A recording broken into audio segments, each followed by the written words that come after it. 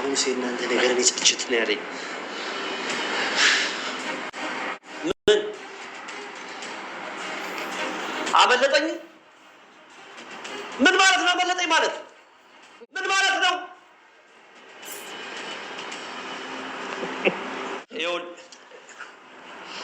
አንተ ያው በደንብ ስማየው። አሁን ስልኩን ዝጋውና ማለት ነው እዛ አካባቢ በደንብ ፈልግ።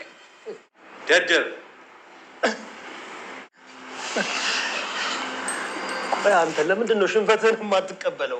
ሲመስለኝ አልደበቅኩም እኮ አልደበቅንማ። ይሄን ጥያቄ ደግሜ አልጠይቅሽም። ሞገስ የት ነው የተደበቀው? ሞገስ አዲስ ሞገስ የሚባል ሰው ታውቂያለሽ እንዴ? ኧረ እኔ አላውቅም። ሮማሌት አሁንም እነ ብሩክንና መድብልን እንዲሁም ቤተሰቡን በማመስና በማሳደድ ተያይዘዋለች። እንግዲህ ተዝና ጋር ሆና ብዙ መከራን ስታደርስባቸው ቆይታ አሁንም እንግዲህ እንደቀጠለ ነው። በተንኮልና በጥሜት ወይም ደግሞ ነገሮችን በማተራመስ የምትታወቀው ማለት ዛሬም ያ ነገሯ እንደቀጠለ ይገኛል። ከብዙ ስቃይ እንግዲህ ከወደቀችበት ድጋሜ ተነስታ አሁንም ለተንኮል የተሰማራችሁ ማለት እንደሚታወቀው ካሁን በፊት ብዙ ችግሮችን ብዙ መከራዎችን አድርሳባቸው በጥብጣቸው ህይወታቸውን ሁሉ አመሰቃቅላ ለብዙ ችግር ዳርጋቸው ነበረ። በመጨረሻም ደግሞ እንደገና ወድቃ ከጎዳና ተነስታ አፈር ልሳ ተመለሰች። በኋላ አሁንም ደግሞ ሰዎችን በማጥመድ እንግዲህ ወደ ግማሽ ሚሊዮን ብር የሚጠጋ አቶ ሀብታሙን በቪዲዮ አስፈራርታ ከተቀበለች በኋላ ያንን ብር ቀጥታ ለበቀል ዋለችው። እሱም እንግዲህ በተለይ ብሩክን ለመበቀል ቅድስትንና ብሩክን ቀለበት እንዳሰሩ ወይም ደግሞ ወደ ትዳር ጎዳና እያመሩ እንደሆነ ስታውቅ በቅናትና በንዴት በመነሳሳት በሚገርም ሁኔታ እንግዲህ አሁንም በቀሏን ተያይዘዋለች ማለት ነው። ቤተሰቦቻችን በጣም በሚገርም ሁኔታ ዛሬ የሚያደረገችው እንግዲህ እንደሚታወቀው ያንኑ የተለምደዋን ወይም ደግሞ የድሮ ባህሪዋን ነው። እንግዲህ ኤዴንን እንደ ቤት ሰራተኛ ሆና ወደ እነሱ ቤት እንድትገባ ካደረገች በኋላ እነሷም እዛ ብዙ ነገሮችን አሳምና ነበር የላከቻት። ልጅቷ ግን እዛ ስትሄድ ያገኘችውና እሷ የነገረቻት አራባና ቆቦ ወይም ደግሞ ያልተገናኘ ሲሆንባት ይሄማ ጭራሽ ሊሆን አይችልም፣ እኔ እንደዛ አላደርግም፣ በፍጹም ይሄ እኔ የሚገባ ነገር አይደለም በማለት እንግዲህ ሀሳቧን ቀይራ ነበረ። ግን ሀሳቧን ስትቀይር እሷ ደግሞ በሌላ መንገድ በመሄድ አጥምዳ መላወሻ እንዳታገኝ አድርጋታለች። በዛም እንግዲህ ካደረገቻት በኋላ አንዲት ልጇን አግታ በማስፈራሪያ እናት እየተጠቀመችባት ነው የምትገኘው።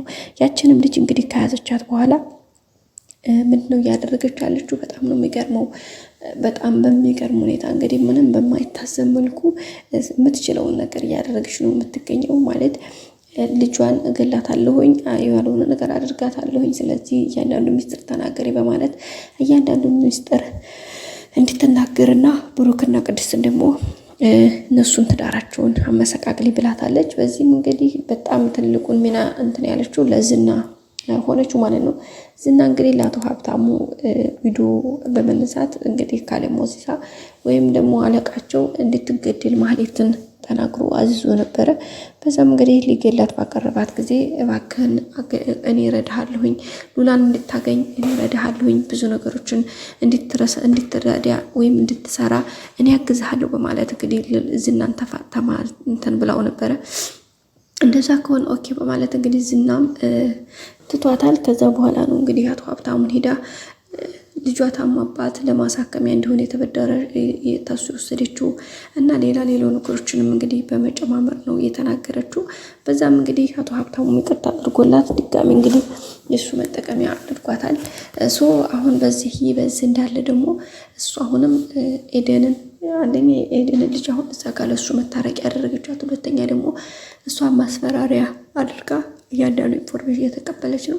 ግን የሚቀርቡ ነገር ዝና ምንም አልተሳካለትም። አሁንም መድብልን ይዞ ነበረ። መድብልን ቢይዝም ምንም ነገር አላገኝም ማለት ነው። ሲቀጥል ደግሞ ካለማግኘቷን ባሻገር በጣም የተናደደችው እሱ በጣም የተናደደው ዝና ማለት ነው። ከዛም ባሻገር ደግሞ አሁን ላይ ካገኘው ይልቅ ያጣ በልጦበታል። ምክንያቱም እንግዲህ ጠበቃውን ገደልኩኝ ብሎ ብዙ ነገር ካሳመነ በኋላ እንግዲህ ጠበቃው በህይወት እንዳለ ከነ መድብል ጋር ተገናኝቶ ብዙ ነገሮች አድርጎ ነበረ። ኢቭን ቪዲዮ ቀርጸው እንግዲህ ፍላሹን ለጠበቃ ወይም ደግሞ እዛ ላለው መርማሪ ለመስጠት ሲሄዱ እንግዲህ ኤደን በሰጠቻቸው መረጃ መሰረት እነዚህና መድብልን ይዘውት ነበረ። ቢይዙትም መድብል አንዲትም ቃል ሳይተነፍስ አንዲትም ሚስጥር ሳያወጣ ተመልሶ መጥቷል።